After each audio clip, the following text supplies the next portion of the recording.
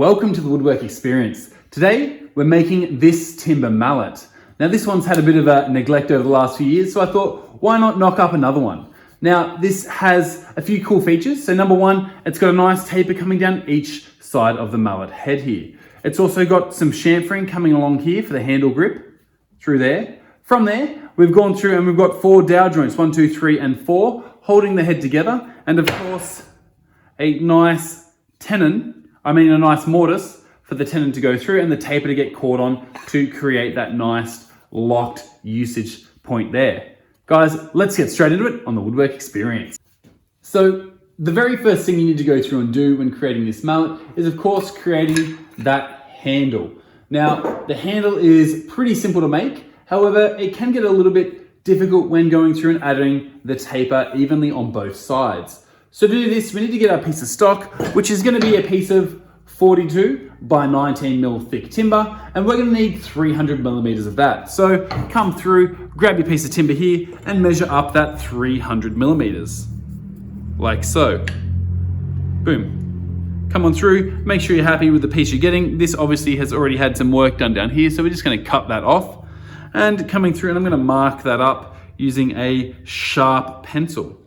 Now, we always mark right near the edge, remember? And from there, we're going to get our square. Now, in this case, sometimes having a smaller square is easier to use. So if you do have access to some smaller squares, definitely go through and hit those up.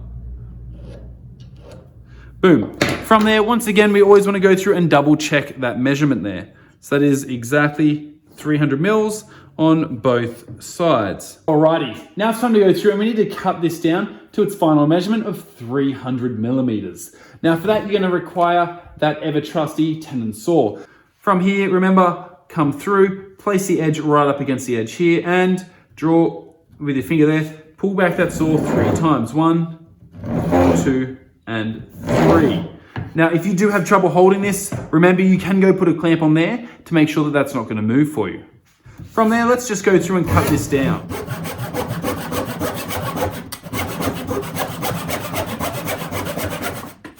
Now, you will have seen that I've gone through and I've actually left 1.5 mil overhang. Now, that was intentional. It's because I'd like to go through and just square this up on the disc sander, just to make sure that number one, we're getting a bit more access of use to something, but also number two, to make sure that this is perfectly at that 300 millimeter mark. So let's jump over to the disc sander and let's get into it. Now here we are over at the disc sander. Very first thing you need to make sure you've got is safety glasses on your head and on your eyes. From there, we want to go through and ensure that this is all set up and square. But before we do that, remove any bangles and make sure any long hair is tied up and the dust extractor is turned on. From here, I want to just go through and make sure that this is sitting square, and this is going to give me a nice square cut coming through off this guard here. So knowing that that's going to be square, I can come through, turn my disc sander on and sand down to the line.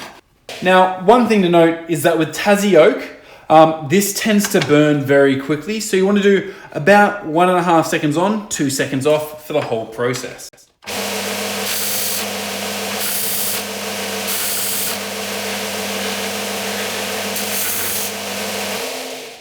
We've got this nice and to size. So let's jump back over to the workbench.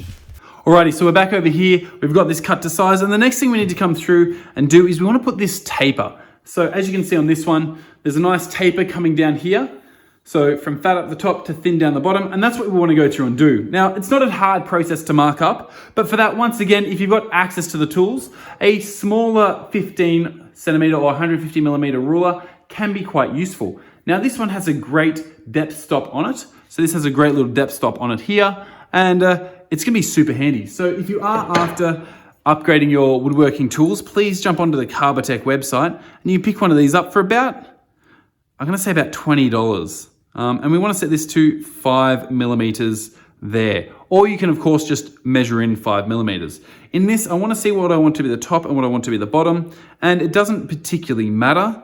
I think I'm going to take this in as the bottom down here to minimize how much of this knot that I'm going to have to plane through, because knots traditionally can be a bit painful to use.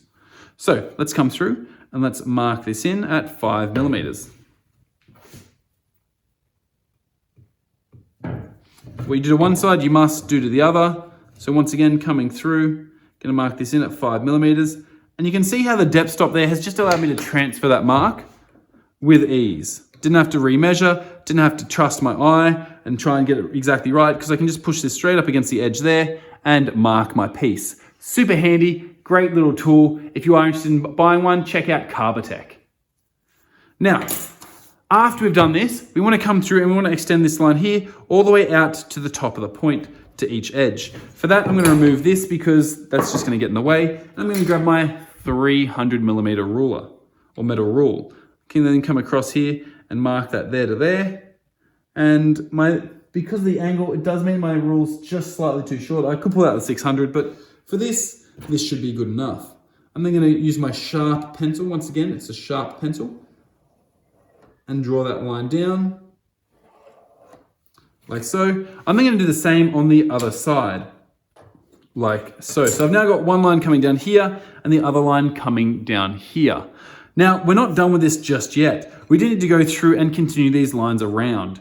Now, we could pull out this nice little ruler with the depth stop and remark that, knowing that that's going to be identical.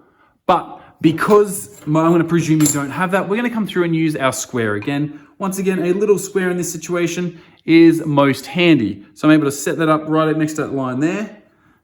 Come through, draw on my mark, my line. What I do to one, I want to do to the other. Once again, these squares come from Carbotech. These squares are actually a bit of a pricey purchase, but you can get other squares that aren't necessarily as expensive. So next step is I'm just going to carry this mark just over the edge and just over the edge there, so that I can now see that that's where the 5 mil mark is. And I'm going to carry this across like so.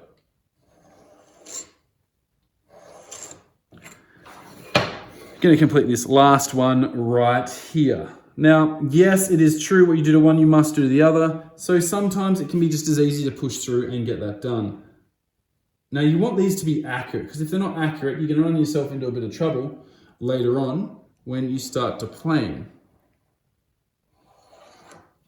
Alrighty, so we've got these all marked up. Now, in the past, I've tried to get students to go ahead and clamp them awkwardly with a spacer piece on the inside here, and I've found that students tend to really struggle with that. So today I'd like you to grab some masking tape. Now, masking tape is purely working as a visual representation, because often students go past the line, and so because they get a little bit distracted. And this is where I want you to grab that masking tape, bring it right on the inside of that line, and we're gonna bring this down and across, line that up, and draw that on there. So that's gonna look something like that. Now I want you to go through and do this and tape off each inside area on both pieces. Once you've done that, I'll see you in the next part.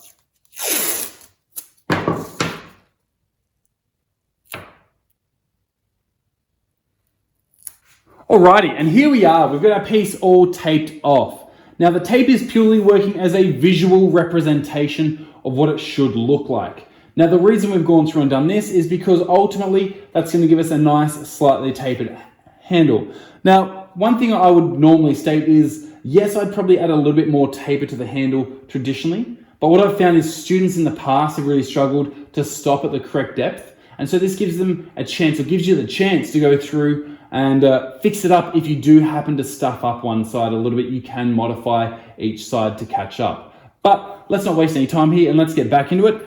And let's remove this excess here. So the first thing I'm going to come through and do is I'm going to align this up with my bench. Now I like to align it just with my bench and just higher than the bench I like to, because it gives you, once again, as a visual representation. So this is going to sit just there, so I can see there's a very similar amount of tape just above the bench on both sides. It's going to sit in there, it's going to pull that in, and that's going to mean that's not going to move anywhere. So I'm going to pull out my trusty plane. Now remember, with the plane, we've got the wheel here, and the wheel here controls the depth of the cut here. And so you need to go through and adjust the wheel to the right, so twist it to the right to make sure that the wheel's going to come down, the blade's going to come down further, or to the left to bring the blade back up. We also have the angle lever here, which can adjust the angle of the cut. which once again can come in handy, but I generally just like to have a straight on cut for basic things like this.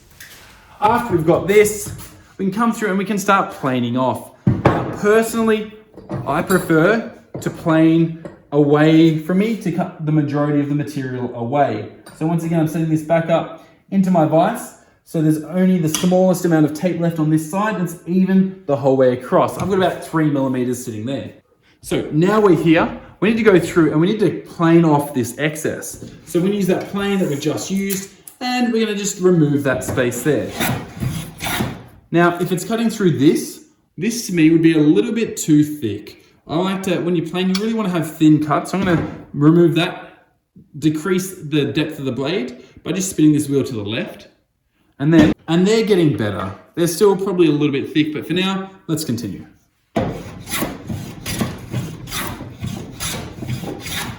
Now, one thing you want to be checking is you want to be coming down to this end here and watching the end here that we've drawn on. So we can see if our cut is on an angle or going straight. And that's super important to check that out.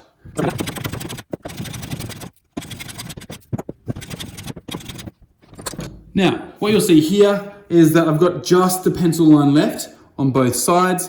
And if I come down here, we can see that's a nice straight cut coming across there and across the top there. What you do to one side, you need to go through and do to the other. So let's go fix up this section here. Alrighty, so we've now got our handle and it's ready to come out of the vise. As you can see, I've got a nice smooth taper coming up both edges here. And that's giving us a nice attractive taper. Now, if you have managed to go through and stuff up and have one mad angle, well, this is where you can go and adjust and just take another 2 mil off each side to get yourself a nice even taper coming down both edges.